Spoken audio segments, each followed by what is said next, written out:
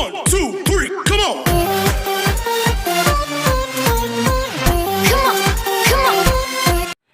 Good day everyone, this is Daniel and welcome to another video on my YouTube channel. So in today's video, may nakikita kayong daming router eh. Bali yung postpaid line namin dati. Tapos itong TP-Link na router. Itong Globe na nilalagyan ng SIM card. Eh matagal na akong hindi nakapag-upload ng video kasi nga naglipat kami ng bahay. Tapos yung line namin sa kabila sa luma naming bahay hindi namin maipalipat dito. So as of now kami naka prepaid wifi lang kami. So may bago akong na order sa Lazada na paraan para magkaroon ulit tayo ng unlimited internet, and ito yon, ito na order ko sa Lazada na UTP cable. Internet cable to. Sinasaksak to sa likod ng router. Ito. Yan, dyan. Sa LAN port. Ngayon, testing natin doon. Kakabit natin dito. Wala nang unboxing. Testing na kagad. Sana gumagana. Sabay natin tong malalaman. So, without any more further ado, testingin na natin buksan na natin. Setup ko lang. So, ayan. Binuksan ko muna. Ayan. RJ45 yung dulo. Tapos, ayan. 50 meters yan. Isipin mo kung gaano kahaba yan. Papunta dun sa kapatid ni Mrs. na may PLDT. So, ang mangyayari, magiging PLDT na yung line namin. Ayan. Sorry. Medyo So, ayan, na-setup na natin. And we're back. So, ikinabit ko siya doon sa TP-Link. Ayan, papunta dyan sa bilog na yan. Napagkarami-raming wire at papunta doon sa main router. So, as of now, na-test ko na. Gumagana naman siya. Makakapag-YouTube ka naman. Social media, YouTube. Tanggalin natin yung volume.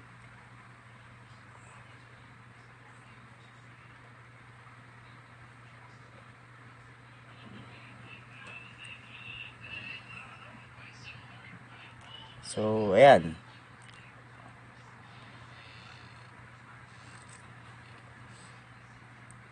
Mahina talaga internet dito sa amin Happy New Year everyone. This is Daniel and welcome to another video. So ayan, gumagana naman siya. Naka 360. Kaya pala buffer 240 lang, pwede na. So ayan, gumagana siya. Then para mas malaman natin maigi, banatan natin speed test. So primary, tayo ay nakakonect dun sa main router. Dun yung itong Cyril na to. Yan. Cyril direct. Yan. Lapit natin. Clyde Cyril. Yan yung main router. So, umpisahan natin dyan. Click natin dito. Then, Globe Makati. Tapos run. Yan. Makikita nyo kung gaano kahina ng internet meron kami dito pag prepaid. Ayan. Nakakaiyak na 1.2 Mbps. Kawawa. So, ang upload speed, mga palag.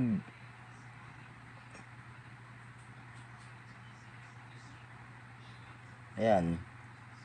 Kanina nga pag test namin 0.5 lang So yan, sa main router yan Then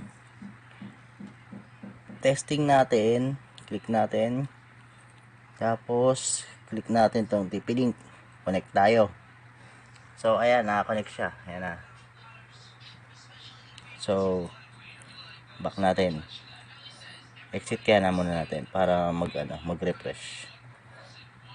Tapos yan, click ulit.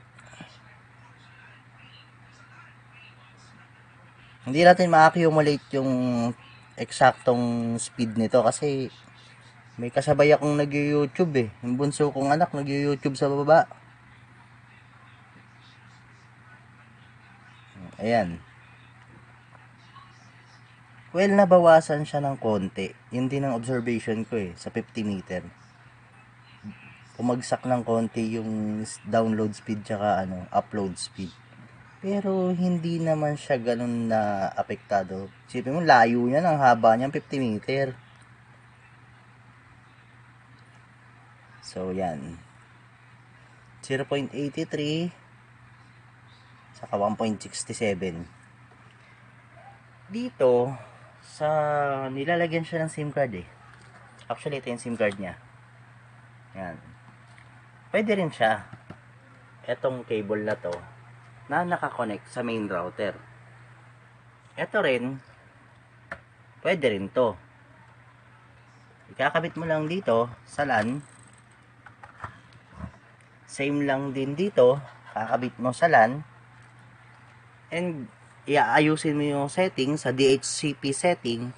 Then, yun. Gagana na. Mamaya, ituturo ko sa inyo kung paano yung sinasabi ko sa inyo na DHCP setting. Gagawa tayo ng screen recording dito sa phone ko para ko sa inyo, ma-orient ko sa inyo. Ito sana yung gagamitin ko eh, kaso 25 meters lang yan eh, ang iksi eh, kumpara naman dito oh. Kaya kung titingnan nyo lang halos parehas lang, pero hindi, siksik yan oh. Ito ampaw, konti lang yung wire. So without any more further ado, testing natin. Papakita ko sa inyo yung sinasabi ko na DHCP setting para mapagana ito at ito. Okay? So, setup na natin.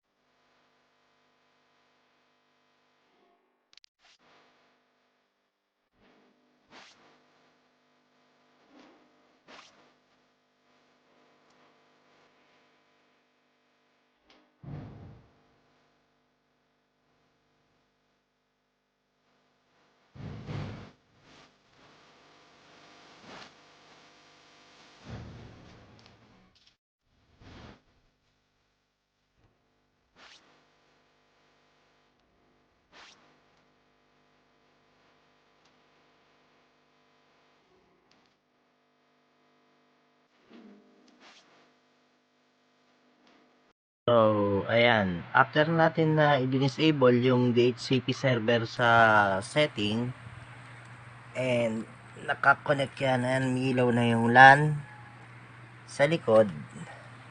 Then, test natin ha.